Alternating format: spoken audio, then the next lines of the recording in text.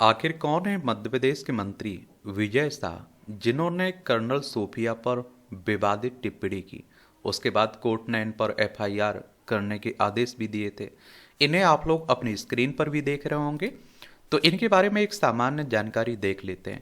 देखिए, हमारा प्यारा भारत है, इसमें आप देखिए मध्य प्रदेश आपको देखने को मिलेगा, भोपाल इसकी राजधानी देखने को मिलेगी। 1 नवंबर 1956 में इसे राज्य बनाया गया था। इसकी सीमा उत्तर प्रदेश, राजस्थान, गुजरात, महाराष्ट्र, छत्तीसगढ़ से लगती है। विधानसभा में आप देखिए 230 सीटें हैं, राज्यसभा में 11 सीटें हैं, लोकसभा में 29 सीटें हैं। 3,08,252 वर्ग किलोमीटर में फैला हुआ है। क्षेत्रफल में दूसरे नंबर पर है आपका मध्य प्रदेश, पहले पर राजस्थान, दूसरे पर मध्य प्रदेश का नंबर आता है। तो विजय शाह का पूरा नाम कुंवर विजय शाह है। वह 8 बार के विधायक हैं और पहली बार 1990 में वह बीजेपी की टिकट से चुनाव जीते थे। अगर आपको भी चुनाव लड़ना हो ना विधायक का, तो आपकी उम्र कम से कम 25 साल होनी चाहिए। अधिकतम उम्र की कोई सीमा नहीं रखी गई है। विधायक का चुनाव डायरेक्ट जनता यानी कि मतदाताओं के द्वारा होता है। अगर आपकी उम्र 18 साल हो चुकी है तो वोटर सूची में आपका नाम जुड़ चुका होगा, आप लोग वोट डालने भी जाते होंगे। ये चुनाव करवाता कौन है? इलेक्शन कमीशन ऑफ इंडिया, भारतीय निर्वाचन आयोग, एक संवैधानिक संस्था है। संविधान के अनुच्छेद 324 के तहत चुनाव आयोग की स्थापना की बात की गई। 25 जनवरी 1950 में स्थापना हुई थी। 25 जनवरी को आप लोग मतदाता दिवस मनाते हैं। नई दिल्ली में हेडक्वार्टर देखने को मिलेगा। सुकुमार सेन पहले मुख्य चुनाव आयुक्त थे।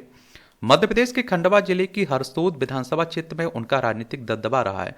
एक गौंड आदिवासी बहुल इलाका है। उन्होंने यहां से 1993, 1998, 2003, 2008, 2013, 2018, 2023 में चुनाव जीता है।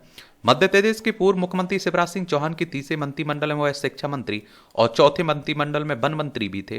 राजनीतिक मामलों पर रिपोर्टिंग करने वाले भोपाल वरिष्ठ पत्रकार सचिन श्रीवास्तव बताते हैं कि विजय शाह मकड़ाई रियासत के गौंड राज परिवार से आते हैं और खुद आदिवासी हैं।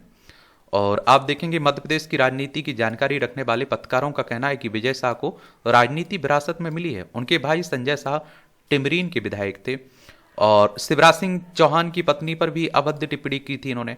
ऐसा पहली बार नहीं है जब विजय शाह ने महिलाओं को लेकर आपत्तिजनक टिप्पणी की है।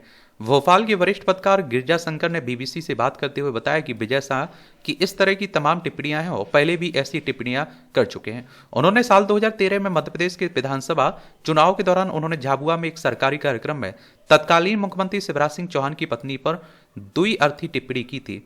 और आप देखते हैं इस टिप्पणी में शिवराज सिंह इतने नाराज हुए कि विजय शाह को इस्तीफा देना पड़ा था। और आप देखेंगे लेकिन इस्तीफा देने के 4 महीने बाद दोबारा उन्हें शिवराज सिंह की कैबिनेट में शामिल कर लिया गया था। वरिष्ठ पत्रकार सचिन श्रीवास्तव का कहना है कि महिलाओं को लेकर अभद्र टिप्पणी करने के और भी मामले हैं। और सचिन श्रीवास्तव ने बताया कि एक बार आदिवासी छात्राओं के हॉस्टल के दौरे के वक्त उन्होंने कहा था इन्हें 2-2 टी-शर्ट दे दी जानी चाहिए और उनकी अमर्यादित टिप्पणी के लिए अब भी बहुत निंदा की गई थी तब भी। और उन्होंने एक और वाक्य बताया कि साल 2018 में शिक्षक दिवस के समारोह में मंत्री विजय शाह ने कहा था अगर आज गुरु के सम्मान में ताली नहीं बजाओगे तो अगले जन्म में घर घर जाकर ताली बजानी पड़ेगी। और उनके इस बयान पर किन्नर समुदाय ने काफी विरोध भी दर्ज कराया था। उनके अनुसार सितंबर 2022 में खंडवा में एक सभा को संबोधित करते हुए विजय शाह ने कांग्रेस नेता राहुल गांधी को लेकर विवादित टिप्पणी की थी। तब उन्होंने कहा था कि अगर कोई लड़का 50-55 साल का हो तो और शादी ना हो तो लोग पूछते हैं कोई कमी तो नहीं है। विजय शाह बीजेपी से जुड़े रहे हैं शुरू से ही। उनके भाई संजय शाह भी पहले कांग्रेस फिर बीजेपी की राजनीति करते रहे और विधायक भी रहे हैं। सचिन श्रीवास्तव ने कहा कि दरअसल कई बार की कोशिशों के बावजूद बीजेपी में आदिवासी लीडरशिप उभर नहीं पाई और विजय शाह का दावा बना हुआ है।